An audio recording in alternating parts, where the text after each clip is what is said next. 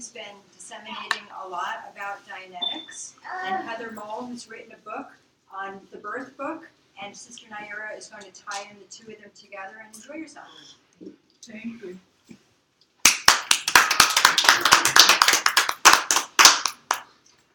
All right. Thank you. Of course, we begin all things in the name of Allah, the Beneficent, the Merciful. I bear witness that there is no God but Allah, who intervened in our affairs in the personage of Master Farad Muhammad. And I also bear witness of the most honorable Elijah Muhammad, who is truly the living, exalted Christ, the eternal leader of the nation of Islam. And I further bear witness of the Honorable Minister Louis Farrakhan, who is our divine grace, mercy, redeemer, spirit of truth in our midst today. And I do greet all of the guests and visitors and the believers in the greeting words of peace. So, Assalamu alaikum. Alaikum salam. Well, give yourselves a round of applause for making it tonight. We are gathered here tonight on a very special occasion. And before I actually get started with my talk, I want to first of all thank the St. Petersburg Life Improvement Center and Sherry and the staff here for such an awesome job in doing everything that they have done to prepare for us. So let's give them a round of applause. And then I would like to personally thank our co-host that will be doing this beautiful talk with me tonight, who I am such enthusiastic and honored to be in her presence and want to sit as a student to hear what she has to say tonight. And her name is Heather Mole, and she's the author of the book, The Birth Book, as well as an educator on childbirth. So we are happy to have her. Let's give her a round of applause. Thank you. Myself, my name is Sister Naira Muhammad, and I'm a student in the class of the Most Honorable Minister Louis Farrakhan. And under his guidance and his direction is what have us here tonight to study this magnificent tool, which is called Dianetics. And tonight our talk is going to be on how to give birth to a God with the use of preventive Dianetics. So before I get started, I would like to read something from our beloved minister, from the Honorable Minister Louis Farrakhan, that will help us to really keep our aim and focus on why we're here and what we're doing with the Church of Scientology and the study of Dianetics. And this is a quote from the Honorable Minister Louis Farrakhan. He says, "I won't be satisfied until we have a cadre of Dianetic auditors coming out of Ghana, coming out of South Africa, coming out of France, coming out of wherever there's a follower of the Honorable Elijah Muhammad. I am not going to be happy until there's Dianetic auditors all the way across the Caribbean, Central America, South America, in the Isles of the Pacific, wherever human suffering is. So who are you auditors? You are spiritual physicians." And that's from the Honorable Minister Louis Farrakhan, given to us February 2013. So tonight, we're going to quote the Honorable Minister Louis Farrakhan a lot, because I didn't give birth to that name or how to give birth to a God. I just studied the message. Right. And out of studying that message, it is so powerful because there's a lot of congruency in what the Honorable Minister Louis Farrakhan gave us, and also what Mr. Hubbard gave us in Preventive Dianetics. So the Honorable Minister Louis Farrakhan has taught us that a nation can rise no higher than its woman. Is that correct? That's right. He's also taught us that the Most Honorable Elijah Muhammad said that 75% of the work is with the woman, which means that the woman is responsible for producing that new civilization. Is that correct? That's right. In regards to producing a new civilization, we're taught that we must bring heaven on earth. And if we are in the kingdom of God, which we are right now, we got to produce the kingdom builders. Is that correct? That's right. We got to produce the new people. And because we are a people that have been totally destroyed, we need a modern technology that will get us back to our original state. Right now, we're not in our original state. Something happened to us, Sister Heather. So with that being said, we must have a technology coupled with the Word of God, the way of God, and the will of God to bring in the kingdom of God. Is that correct? Yeah. Good. So we got our assignment, right? Yeah. Good. So I want to read something from the Honorable Minister Louis Farrakhan. And again, this is coming from his lecture, How to Give Birth to a God, in which I will present that in a few moments, so that we all can get that lecture. In here, he says, we are not just here to be here. We are all here to make a contribution to the onward march and evolutionary development of man in his pathway to God. We have not known the value of ourselves. We have not loved ourselves properly. And in not loving ourselves as men, we have not loved our women. And so we live in a world of great pain and sorrow, great anxiety and stress, where murder, lying, stealing, adultery,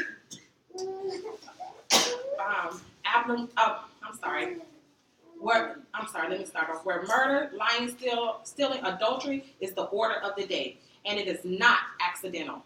Think over this. We are not born into a world necessarily to be criminals. This is not God's will. It's not God's will to be liars, thieves, rapists, homosexuals. It's not God's will that we be friends and berserkers of beasts in human form. But the reality is that we are confronted with that every day. And I just want us to just think about that.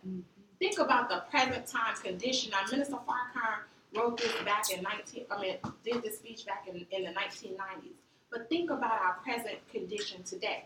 Just think about what happened in the city of St. Petersburg, not even yesterday, which we celebrated Martin Luther King, right? Right. We woke up this morning, somebody was dead on a day that was supposed to bring honor. If you think about for the last week or the last month, we've had 7 deaths where our young men have been taken out. This is not by accident. All of this is by design. But the beautiful part is that we have the ability to change our community. We change our community by changing the mindset. We change our communities by first reaching the mothers, because the mother will produce the new civilization. And it's not too late. So with that being said, we have to deal with the culture. Now, again, I stated earlier in the talk that we are a people that is not in our original state.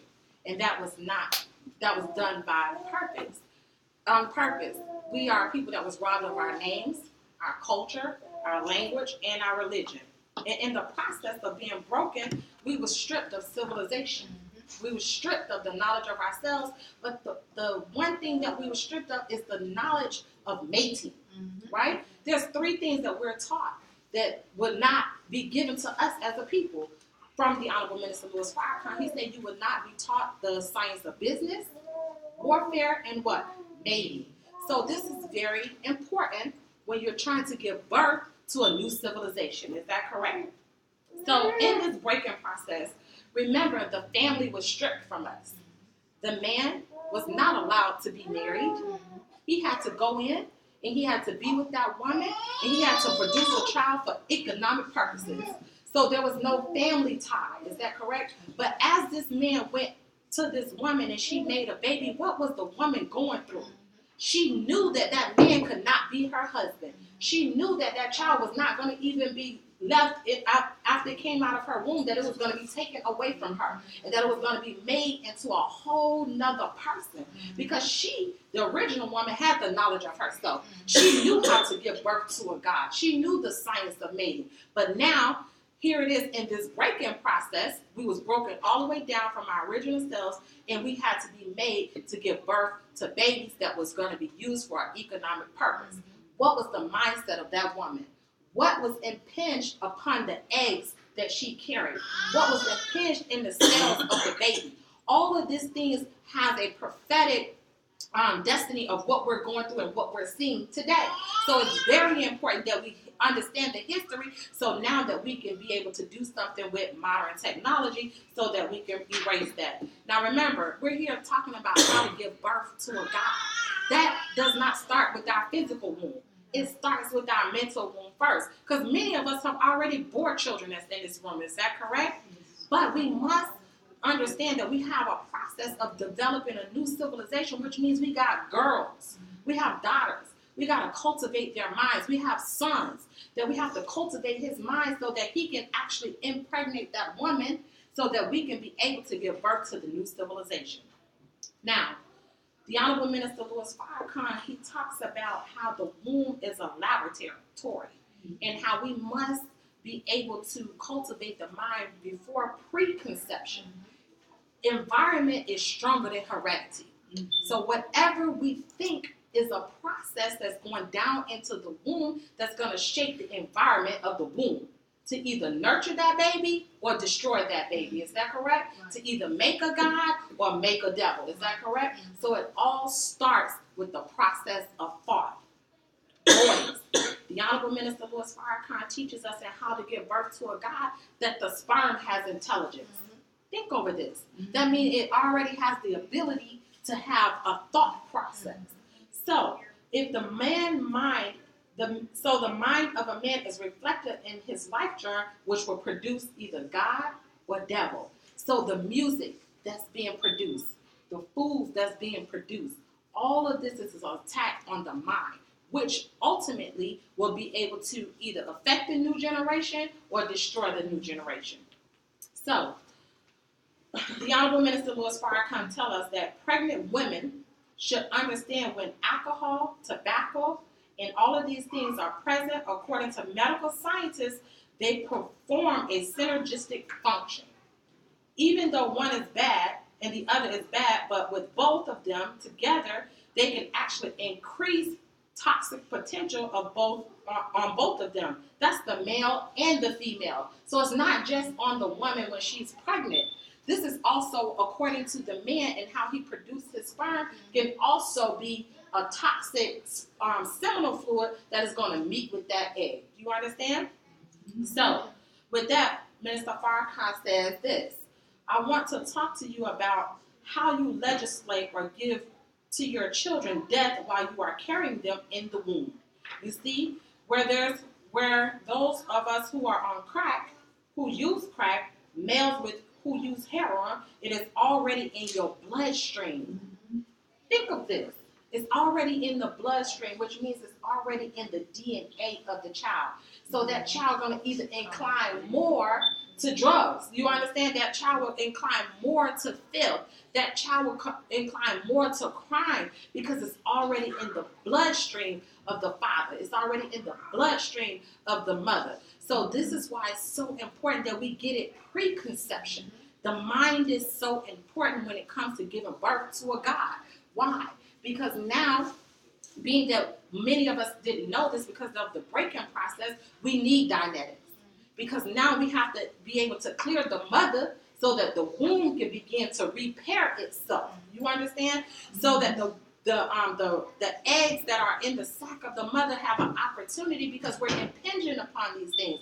So the more we can clean the mother up, the more safer the environment is to be able to give birth to a God. So that's why you're so important tonight, because you're going to bring that other aspect that I'm bringing from a spiritual and physical standpoint, but now we must have modern technology to be able to create that new being. Remember, we are all God's children of the Most High God, but we got to be made back into the original self of God because we've been made into a devil, which is the weaker side of ourselves. Is that correct? Remember, I said that the original man and woman, that's not what we're looking at today, but we have to be made into that.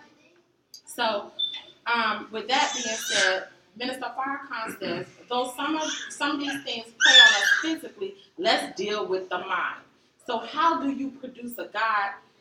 How to produce a God has to be a thought in preconception times.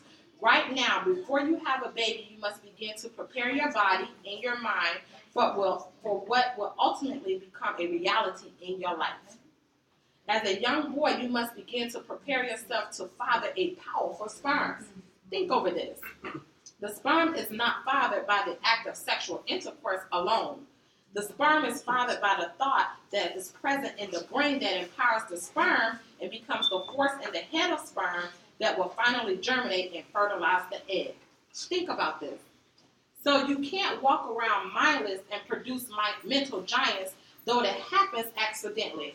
But if you think about what you are doing and what you can do every time, there's no missing in the condition that we are in, and we don't want to hit and miss. We want to produce a giant. Every time the womb opens, we want to bring forth a God. But that's a process. That's something that has to be planned. That's something that has to be done from the mother's womb down to the child, down to adolescence, down to adult. It's all starting with the woman, because a nation can rise no higher than its woman. The Honorable Elijah Muhammad says, when you teach a man, you teach an individual. But when you teach a woman, you teach a nation. So it's important to be able to have this science, this process with both coupled together so that we can give birth to gods. So the last thing is, that's why a woman's mind has to be guarded by a man. And if there's no man, you have got to perform the duty yourself, to walk your post in a perfect manner and take charge of your post. And if you must keep alert, woman, and observe everything within sight, within hearing, that will damage your mind, because your mind is the laboratory that produces the new world. This means that the woman's prayers, her heart prayers to God, when you cry out to God because you're in trouble, when you cry out to him because the man is gone and you're pregnant, these prayers that you call out to God, they impress themselves on the brain of your child. The stronger your thoughts are, the more continuous your thoughts are, they resemble the printing press. You stamp out on the mind of the forming fetus so that the body and the mind is like a blank piece of paper that you, mother, are the first one to write on. Dianetics is a process that will help us be able to have the proper mindset. So not only do we make a physical baby, but we make a spiritual baby. Right. And we know what thoughts to have, and make sure that we clean up the thoughts on the past thoughts that we've had, so that now when we begin to make that new child, we will impinge upon and have that new future. It's very important today that we have this modern technology, because we're bringing in a new world. No more suffering, no more shame. He said Jesus comes to give us what? Life, and life more abundantly. Well, the only way we can have life more abundantly is you and I have to submerge ourselves to a process in a body of knowledge that will expand our thinking, so that you and I can give birth to a God. So I thank you for listening to me, and I greet you as I came before you with the greeting words of peace of Assalamu Alaikum. And now we are going to bring on our beautiful, beautiful guest speaker, Heather Mall, who is the author of the birth book. And she is a certified midwife and childbirth educator. So let's bring her on. Thank you. Thank you.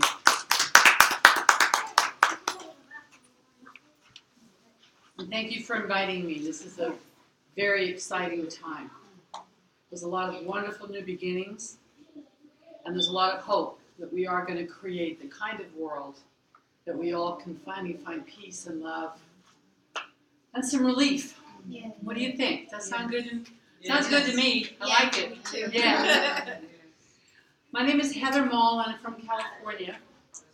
I'll tell you very briefly some things about my background. I went to college for a long time and still didn't quite know what I wanted to do when I grew up. And I ended up taking on the shoes of midwifery. And the reason why I loved birth so much was not just witnessing the physical aspect, which is very powerful, but the spiritual journey. The revealing of character. You see people how they really are in labor.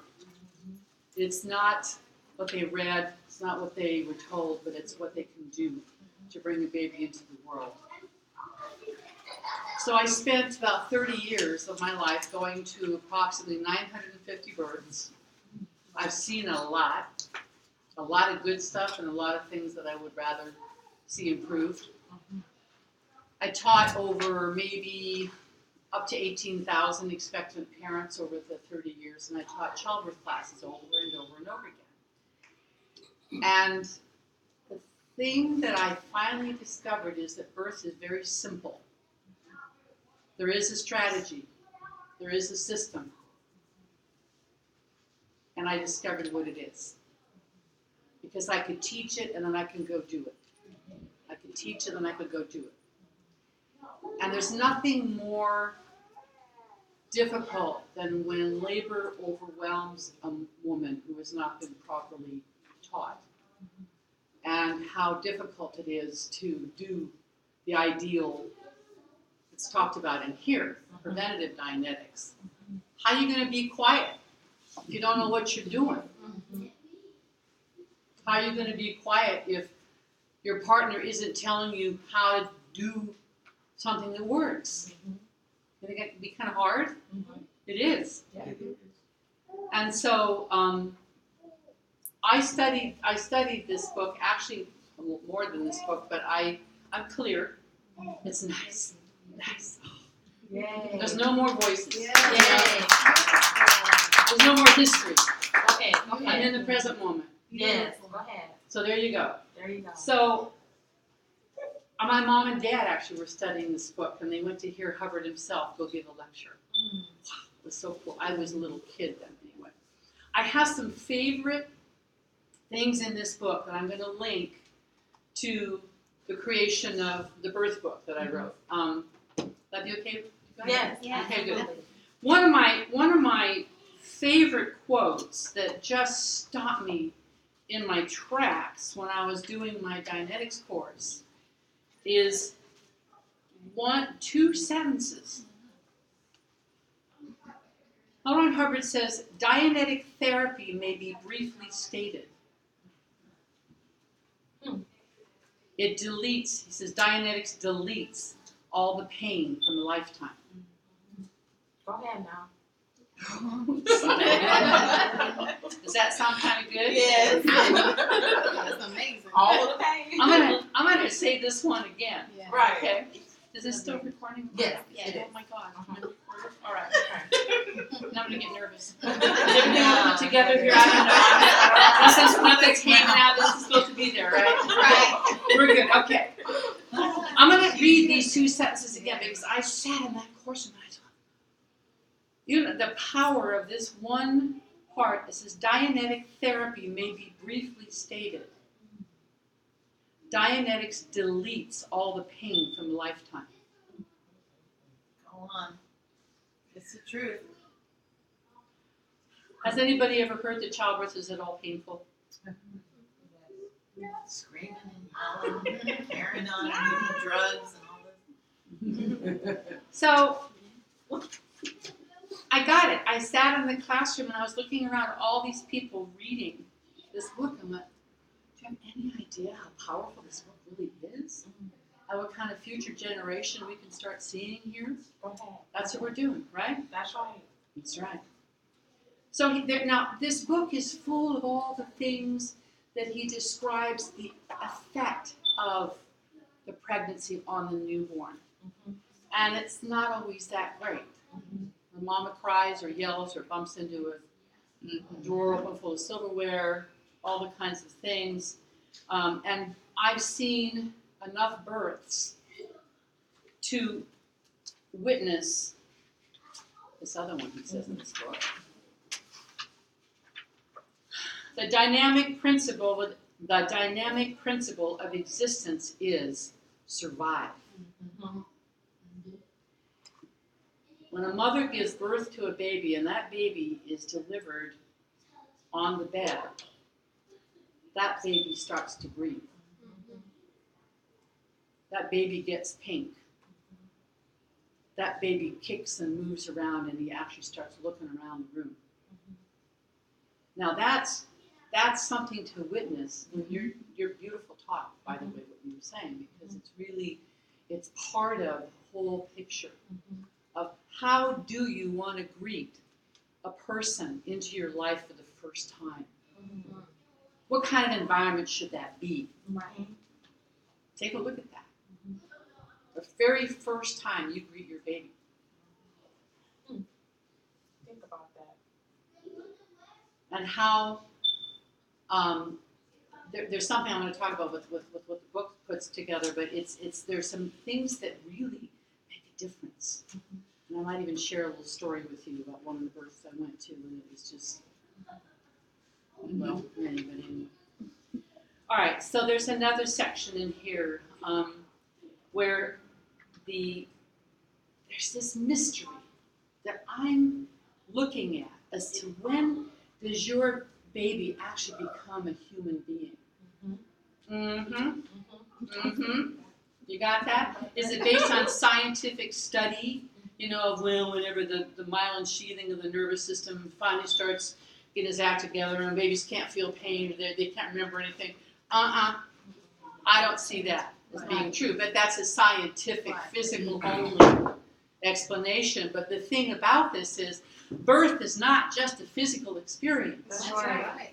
That's right. That's where it opens doors to it's a whole new philosophy on how newborns should be treated, what kind of environment should they be born into, what kind of education does that expectant mother and partner need to go through so they can create the confidence that they can handle this in the way that they will be proud of afterwards, right? So that's one question that I'm really very interested in, because I personally believe that there's something a lot more there than just a physical body. When it arrives and when it takes over that body, that's a very interesting concept. You know, and you can kind of answer that for yourself, but it's something that I'm quite interested in, right? So, this is the happy middle part here, and I want to read this one here. This is on preventative Dianetics. And it is a remarkable fact, says LRH, a scientific fact, that the healthiest children come from the happiest mothers. Hello? Yes. How do we treat our mothers in labor? Go ahead. Okay, I've seen enough to say how it should be all the time, consistently. And I love that the women create the whole new, that's beautiful. Birth, for one thing, in a cleared mother is a very mild affair. Think of this. Yeah? Only birth engrams in the mother made it hard. A cleared mother needs no anesthetic. Yeah? Wow. Now, what do you see? I'll read that one again. You want to hear that one again? Okay, we'll do this one again. It's better the second time through anyway, right? Heather, some Yes? people might not know what engrams is. No, Okay. yes, we're fine. We're good? I'm just talking here without asking. It's fine. Go, just keep Okay, going. we're good. We're okay. Just let me know. If I say anything, flag me down. Right. I'm going to start from the beginning here again, okay? And it is a remarkable fact, a scientific fact, Go ahead. that the healthiest children come from the happiest mothers. Go ahead. Birth, for one thing, in a cleared mother is a very mild affair. Only birth engrams, like the recordings of pain, in the mother made it hard. Wow. Think about that. A cleared mother needs no anesthetic. What's our epidural rate today? Very high. What's our cesarean rate today? Very high. What do we see on the movie screen and the TV where all you see is the mother she's pregnant. Okay, well, first of all, that's considered dangerous because, whatever. And then she has 2 contractions, and then they load her in the car, and they're squealing down the street, and she's had maybe 3 contractions, labor pains, and then she gets in the hospital, and they're running down the hall, and she's screaming, and then she's, oh, I'm not going to have time for my epidural. I mean, it's a comedy, and it's not funny. I never laugh when I see that stuff. I go, oh, can anybody just... Because you have young children looking at these films. I interviewed my 12-year-old granddaughter. I paid her some money. I paid her, I think it was $5, and I bought her some hot chocolate at Starbucks. And I interviewed her because I wanted to find out, what does a 12-year-old think about childbirth? And I asked her, what do you know about having babies? She goes, well, I know that it takes a really long time and it's very, very, very painful. That's cool. Thanks a lot. And then I asked her, well, where does the baby grow? She goes, well, the baby grows inside my tummy. It grows inside your tummy. I said, really? You mean where all the spaghetti and meatballs are and all that kind of stuff and mac and cheese? She She goes, no, not in there. But see, we're open. We have an open mind here that is impressionable by anything they see, right? So anyway, a cleared mother needs no anesthetic, and that is well because the anesthetic makes a dazed child, and the engram, the pain from the birth, when it reacts, makes him appear a dull child. You know that babies don't breastfeed as well when the mothers have epidurals. You have to sleep. Like, you know, they're full of, but you're told during your pregnancy not to take any drugs. Right. Right. Talk about that. You know, say no to drugs. Right? Well, I don't know. When does it start? So he says a happy woman has very little trouble, and even a few engrams which arrive despite all precautions are nothing if the general tone of the mother is happy. Woman, you have a right and a reason to demand a good treatment. That's nice, right? Yes. So for 30 years I dreamed of this. It took 30 years to get the experience. It took 30 years to sort out my thoughts. But I finally made it simple. It has to be simple because then you can remember it. When you're in labor, you're not going to remember all this stuff you read. And you pick up books today that are about birth. They're full of all the things to be worried about and complexities and what could go wrong. And buried in there somewhere, there might be some kind of technology that actually explains how to get through this. So I took this book, and I have over 4,000 photographs of births that I've been to. And so I hand-picked out some of the favorite pictures, right? And my artist did this, which is magic, right? And inside, there's visual, simple things to look at. You can take this to the hospital too when you're in labor, and this is your labor map. This is where you are, where you're going, and then down here shows you what the contractions are doing, and then it shows you what kind of breathing to do. All on one page. Simple? Huh? Simple. Yes. I like it. Picture me. Oh my God, my son did this. I surprised Mom. He put on screen and I almost cried. I cry a lot with me. So, he knows he's nailed it when he can make me cry. I have a 26-year-old angel of a son. Okay, here is my global spread. All women in the world have one common experience, and that is the experience of having a baby. Beautiful.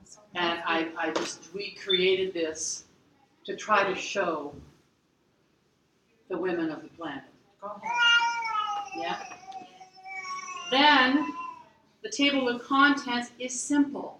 I took 25,000 words and we got it down to less than 7,000. Why? So we begin with just what is childbirth. Now, why is this important? This is going to make it more possible for that woman to give birth to a baby with dignity and with pride, because she can go, okay, this is where I am. Here's my labor map.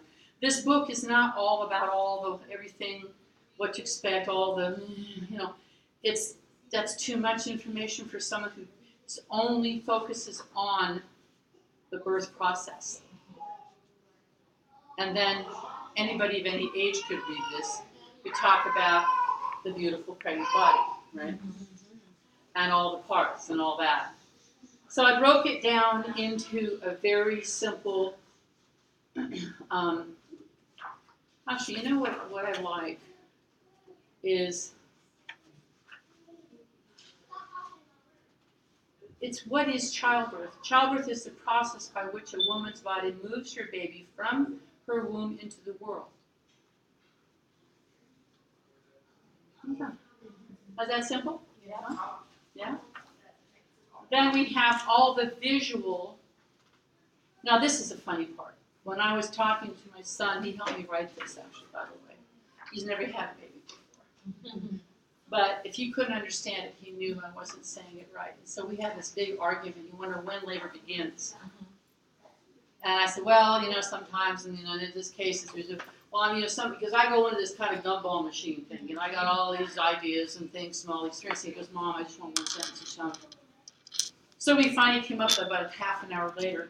Labor has begun when contractions have settled into a repeating pattern and are not stopping.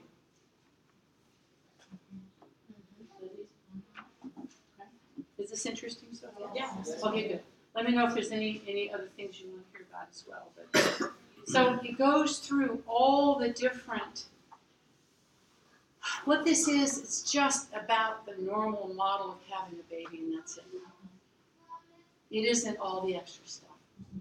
Because for you to evaluate information about childbirth, I think it's first of all very important to know what a normal birth is to begin with. See how that makes a difference? Because if you don't understand what a normal birth is, then you're kind of reading all these books and going, why? Do I need to know all this stuff? Do I need to know all about this? And they get anxious. And I used to survey every single one of my students in my childbirth classes, and I said, how many of you read a lot of books? And they go, yeah. Now we have the internet, oh my God. I said, how many of you, if I could put this on the back, after everything that you've seen and after everything you've heard, if you went into labor today, would you know what to do? And all their hands went down. They didn't know.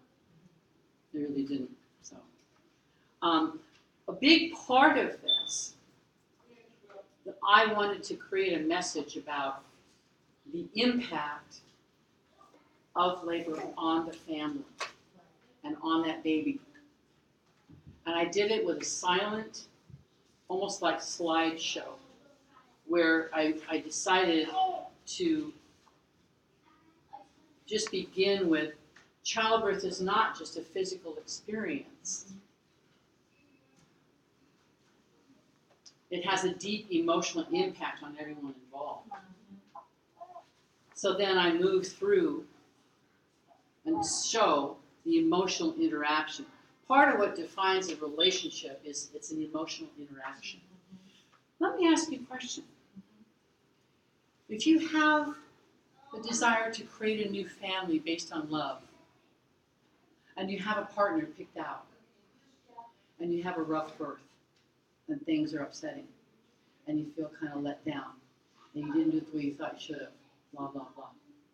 You suppose that might have some kind of effect on your marriage and on your relationship afterwards? Do these memories ever really fully disappear? No, my husband mad at me, my phone don't touch me. I was like, don't touch me. And I was letting everybody in the birth room touch me except for my husband. And that's still a memory in his bank right now. There's no explanation for that when I get it. Yeah. One of my more prominent memories is when I was with a couple and they were at the hospital and she started labor tired. She was going all day. And labor finally started kicking in and she was already grumpy. And he left the room. And I followed him out.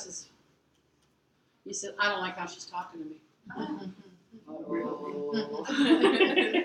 This is going to be a little rough, when the days go. But then we have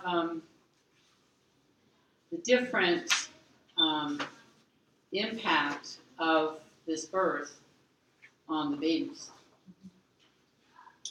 And they are, I think, a silent slideshow. When you look at some of these pictures, and you say, yeah. Now, how do you handle a little baby that's got its head all molded and bright lights and loud voices and the clanging of the blah, if you're having a baby in a hospital or if you're having a hospital. But it goes farther where, you're greeting a newborn into your family for the first time. And that greeting has a lingering memory, where it's that was part of my message, Then we get into creating a birth plan. How to plan this, how to make it right, what to practice, so we can achieve this ideal environment for a new baby to come into the the world, you know. So the Dianetics is a guiding principle and a big, big, big reason why it's so important that we do this right and keep our babies off of the drugs that they put them on because the kid's still mad or he's still whatever. You know. So do you have any questions? Yeah. Yeah. All right, just still going back to the preventive Dianetics aspect of it and giving birth to a child. You said in your book you put in there on how to handle a baby that's been born in the hospital. That baby, you know, the mother may not have known about preventive Dianetics in her pregnancy, so you're already dealing with a pretty traumatized baby. The mom didn't know how to carry the baby in the womb. So when the baby comes out, and like you say, got the lights and all of these things going on, how do one handle that baby when it comes out? Like what's the first procedures we should do with using the preventive Dianetics? Now, are you talking as a doula? No, I'm talking about as a grandmother. As a grandmother? Yes, like my grandbaby is born. You know, what is the first thing we should do? Like when the baby comes out the womb, we're in the hospital. You know, they have to do their procedures or whatever. But I mean, I don't mind intervening. But just what do we do? How do we handle that? I love it. I would begin with a gentle talk during the labor or earlier in labor to say, would it be possible, would it be medically possible to dim the lights? Would it be possible to take your time when the baby first comes out? The thing that terrifies a newborn more than anything I've ever seen is this rapid, abrupt things done to them when they're still just trying to figure out where they are. You can quietly do things that works really well. One is if you start whispering in the labor room. And they'll start whispering back. Rather than saying, can you lower your voice, please? It's like, instead, you can do things to set the example. It's difficult to be there and be telling a medical professional how to do something because they're not going to go for that. But you could try to say it in a way where, you know, could we wait a little later and give the baby a little chance to adjust to this? Could we put the blanket around and just move a little? I mean, just, you know, and kind of look at you like you're whatever. If there's obviously any kind of medical procedure that has to be done, then yeah.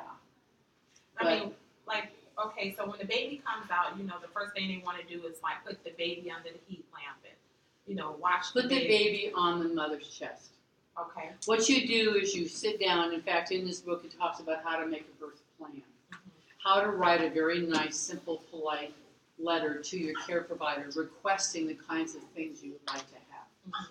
And one of them is immediate, or even there's some pictures in here where mothers are reaching down and helping to deliver their own babies. They're just reaching down, and they put the baby on their chest immediately, and then you put a warm blanket on top of the baby. That eliminates the bright lights, keeps the baby warm, puts the baby on your chest. And that's beautiful. That one thing alone is huge. You say mothers can reach down and help give birth to their own baby? I have a picture in here where the doctor, he was a great doctor, and he would always have the couples, just like I did here,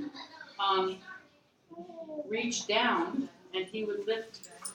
Oh, here we go. Here's one of them. Oh, a mama doing that? Yeah. Pretty much. Yeah. Yeah, Why not? It's your baby. right. Hello. Right, there's another one here where this doctor was wonderful that way, where he would help deliver the baby's head, okay, get the body where it's now coming out, and where is the You said that's the dad? The husband, the doctor. Yeah. Where is it? It's in my book. I don't know where I put it. And he reaches down, and he has the he starts lifting the baby up, where the mother grabs a hold of the baby. He supports the baby, and where is it?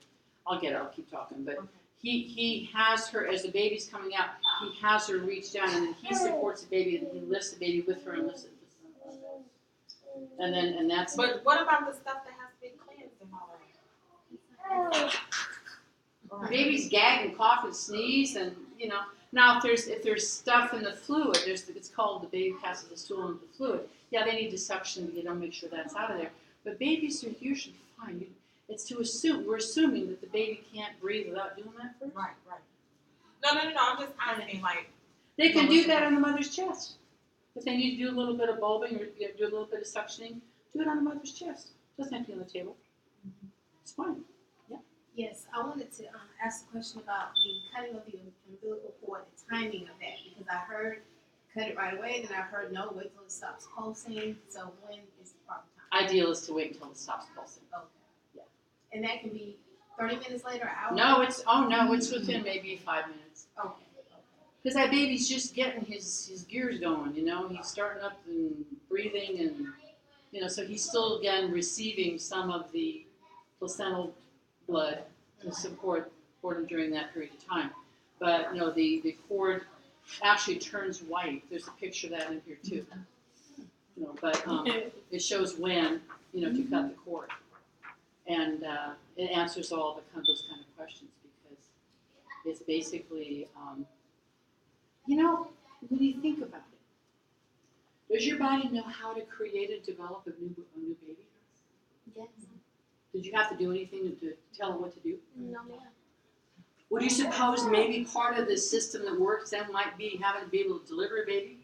Right. There's a process, there's a natural process that if we protect it and move along with it, then it just seems to go better, right? I'm trying to find that picture of the cord. But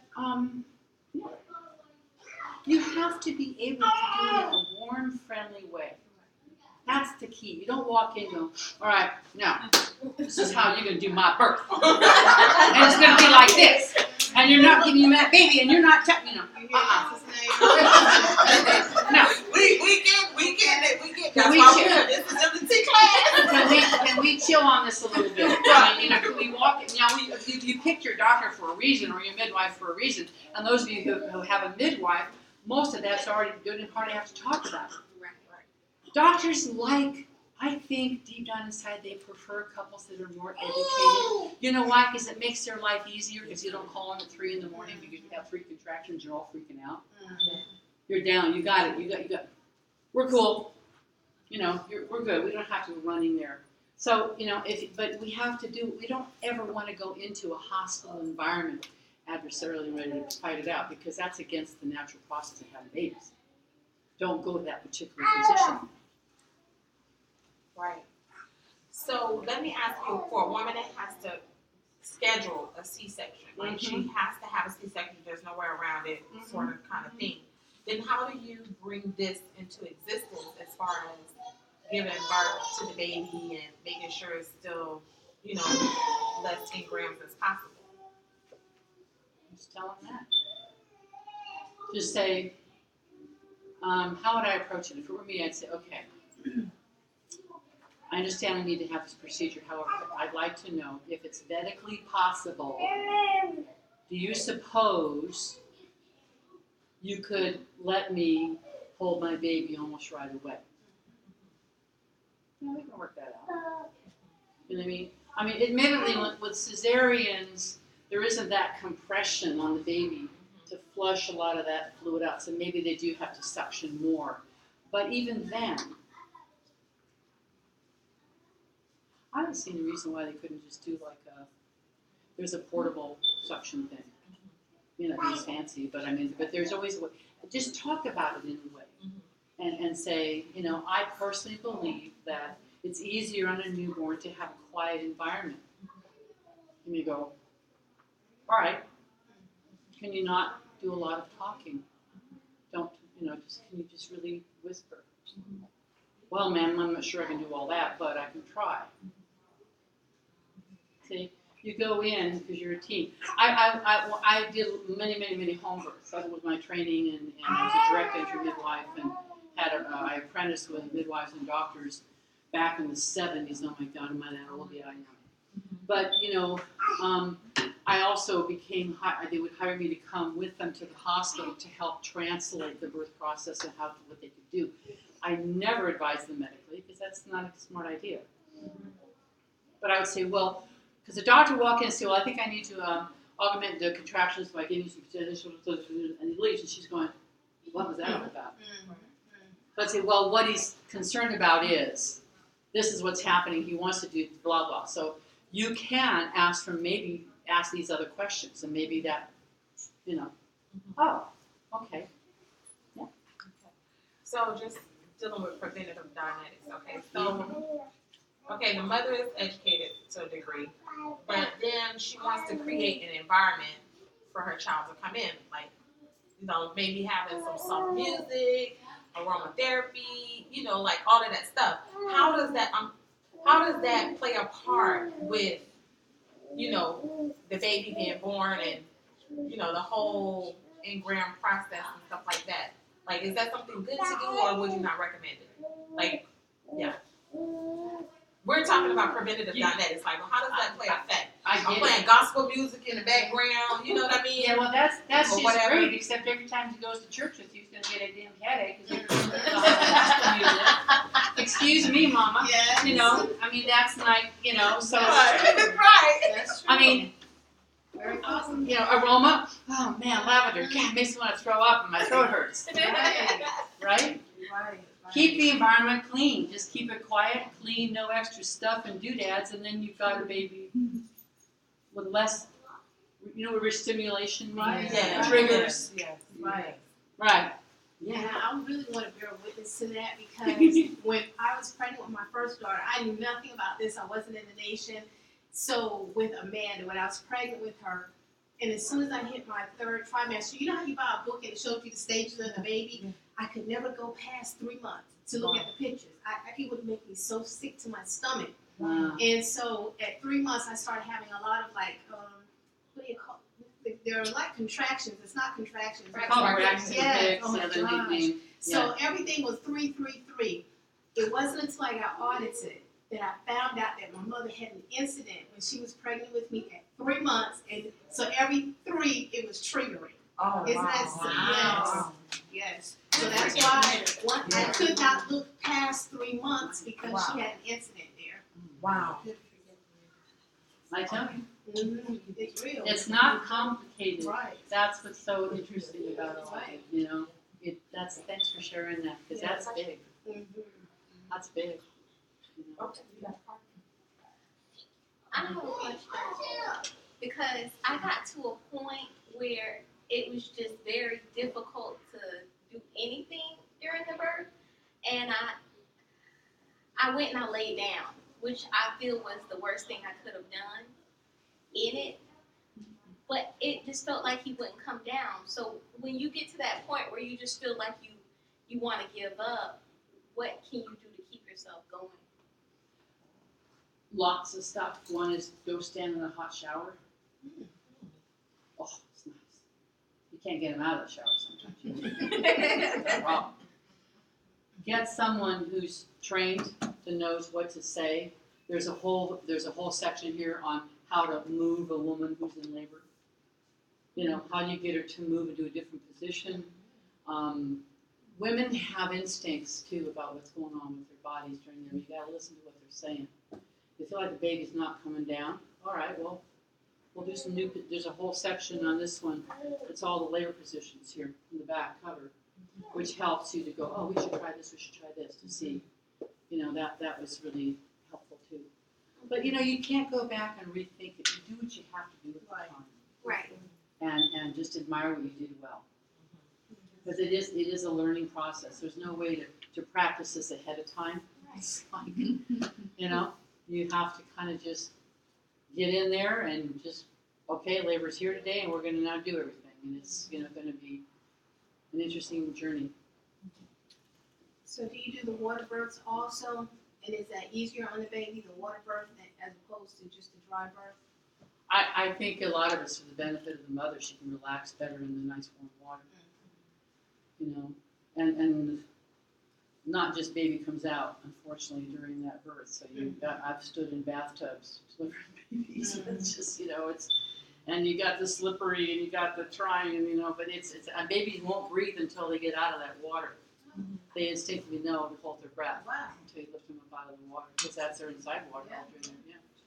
But how does that affect the baby when we're talking about from the points of ingrams? Yeah. Like I'm just trying to like see how does all of this play a part on the baby when you're trying to do the best birth for the mother, but you still got the effect of the child. So if the mother is trying to give birth in the water, and she's, you know, she has to do all of this positioning and all of this stuff, what is happening with that baby? Is that baby hearing it all and going through all of that? I'm sure he's hearing a lot of stuff. And also probably, if you believe it's a spiritual being, you can be out here watching the whole thing, going, yeah, baby, I'm going to be down there in a minute, but I ain't doing that yet. Yeah. I mean, I've had to coax some babies. Wow. One. Come on, Garrett. Do it. I told you about it. It's like, I don't know. But it's, you know, the thing about, Thank you for saying that. yeah. Well, the thing about it too is that we all want to be the perfect parent, the perfect mother, and the perfect everybody, and the perfect wife. And I'm sorry, I haven't done it yet. You know, I'm still living with some of my mistakes, and you do your best with what you got. But at least you don't sit and criticize yourself after the fact. It doesn't do any good. You just help others do it the right way or something. You know? Yeah. So now we're on the same topic, but just looking at this from the standpoint of what the minister gave us and how to give birth to a God, and really focusing in on the mother pre-pregnancy, right? So in the book, Mr. Hubbard says that a clear doesn't need an anesthetics, right? Correct. So why is that? Like, what is it? Is it because she's able to handle her body? Like, why does he say that? Like, That's a really good question. I can only make up an answer. Okay.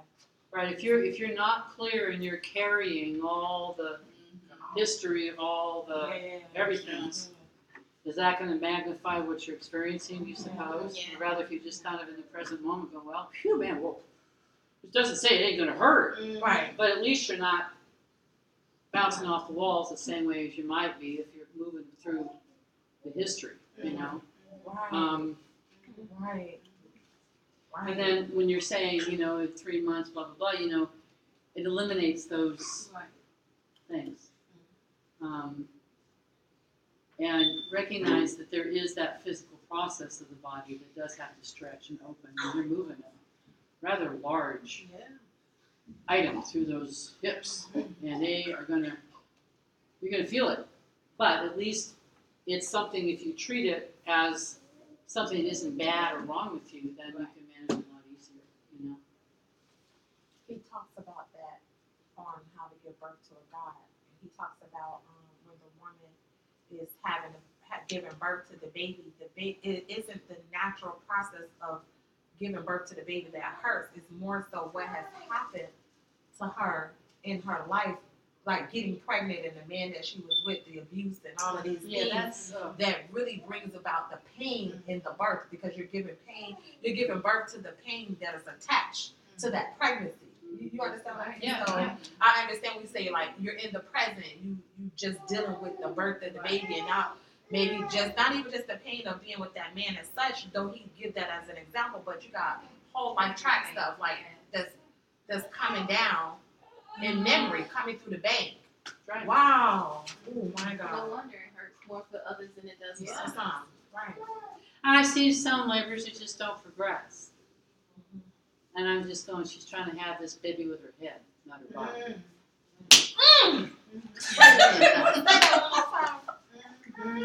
Say that one more time. She's trying to have Some women have labors that are stuck or don't go really well, and I look at her and I think to myself, she's trying to have this baby with her head and not her not her body. Yeah, or you know, or not her heart. smart. You know, and they're saying whatever you say. This woman's trying to have her baby with her head. She's trying to think it out, and it really doesn't work as well. What was I that? have one final question that just popped in my head about the umbilical cord and the child being wrapped around it. Because when my daughter I was in labor, I was dilating, and then I closed up, and her heart rate dropped, so they knew something was going on. And when they went in, they saw that it was tangled around her neck and on her arm. But how is it because she was flipping around in there? Well, if the head doesn't descend, like in other words, if something's kind of pulling the baby back up, the head has to come down against that cervix to open it up. Otherwise, the uterus is working. But it's like a you know what a buoy is, B-O-U-Y, like in water. It's bobbing around the water. That baby just isn't moving down. You know something is going on. So,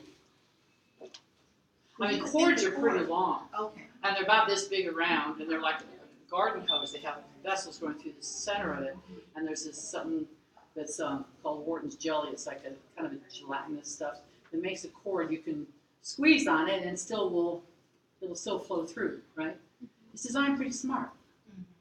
And it can be around a baby's neck or under it. But if the cord's not real long, then you run into some of the problems. You know, it isn't always that. And it doesn't matter if you lift your arms over your head. You're not going to That's what I thought too. I was like, well, yeah, I did hang up clothes.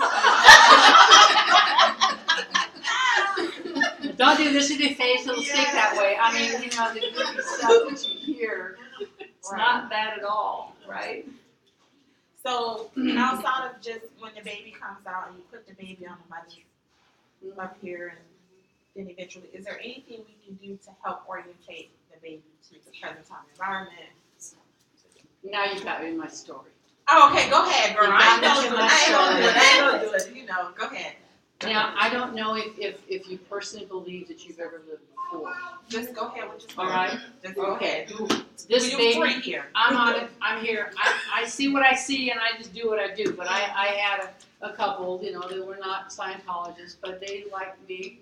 We just got along fine. But anyway, this baby came out, and I swear, he was like this little old man. I mean, he was just, his eyes were squint shut, his hands were like this, and he was kind of trembling. And I looked at this baby and went, so I turned my back on the parents, and I very quietly said, hey, you've got a brand new body. Wow. And you're in Palo Alto, California. And you can open your eyes now and look around. And you know what he did? He opened up his eyes and looked right at me. Just did this, looked at me, looked around a little bit, like, So that once we got him to do that, I turned him around and I said, now, this is your mama. She's going to take care of you. And this is your daddy. He's going to take care of you too. And you're right here at Stanford Hospital in Palo Alto, California, and I'm Heather. And I introduced him, and he just kind of, and you watch this kind of like, this sigh of relief. And you do it very quietly, but it just helps to kind of get them acclimated. And it also shows by example how important it is that you start treating your baby as a sentient spiritual presence, and you begin from day one. You don't wait till they're 2 years old and finally go, oh, maybe you're a person now. Right. You give the baby a tour of the house and tell him where he is and what's happening now. And the other thing is, don't pass that baby around on a family get-together to see the new baby. That kid might have a flip-out meltdown. You ask their permission first. And you get that feeling, I don't want to go around. Okay, fine, we're good. You treat them like, this is what we're going to do now. That's how they my grandmother. And you'll find that you have this communication then with this newborn in a way that just doesn't go away. It's better and better. And you have your 4-year-old telling you once when he was in the back seat of the car and he was in his little car seat and we were driving to the grocery store and he said, Mom, I just figured something out. Oh boy, he's a smart guy. Okay, I'm getting ready for this one.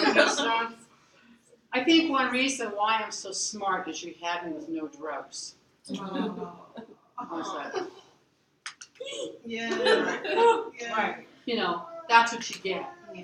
You get that it's safe to talk to you, and that's where you have your God. Yeah. You have your being. That's like, Did you hear it? Say that one more time. Say it. Okay, I like you. That's when we get our what? Our God. what did you say? That's okay. You can help. I just did that blank space. No, it makes it safe for your Yes. child to talk to you. That's right. Then you have your God. You have That's your right. that communication that's just, it's precious. It's just it's like that bond that you have. So you handle the baby as a spiritual being and not a body. You think? I'm just trying to,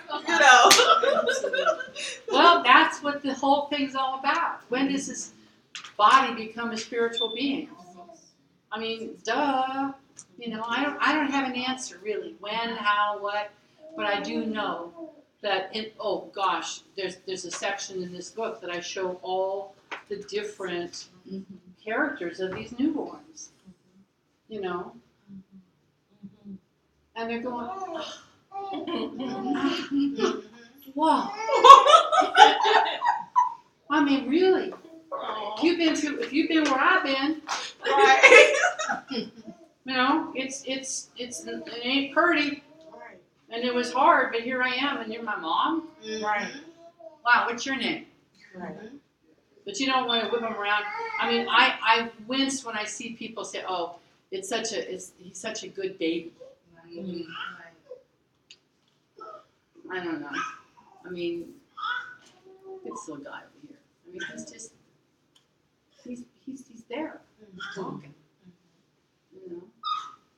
Or people sitting in a coffee shop and they're talking to each other, and this baby's going, and this little kid's going, Yeah. and they just because he maybe isn't a person yet. I don't know. So has this been helpful at all? Yes. Very. Thank you. Absolutely. I have on my business card. I hate to call it business, but I have a card. If you want to get a book, I brought some along. Yes. I have a website, which is please email me a question anytime you want, because I'd love to hear from you. And let me get you my little card. And the book is called The Birth Book. Thank you. Hard to remember. Beautiful. Okay. Let's give Heather a round of applause. Thank you. Beautiful presentation that went right in line with the words and the guidance of the Honorable Minister Louis Farrakhan. What we're doing tonight is showing the congruency on how to give birth to a God, which I advise everyone to give this lecture series in Preventative Dianetics. And remember, we're here to make as saviors. We're going after our people with a technology that will raise the dead to life. So tonight, there you have it. Thank you for coming. Again, bless us all. Assalamu alaikum. Woo! Great job.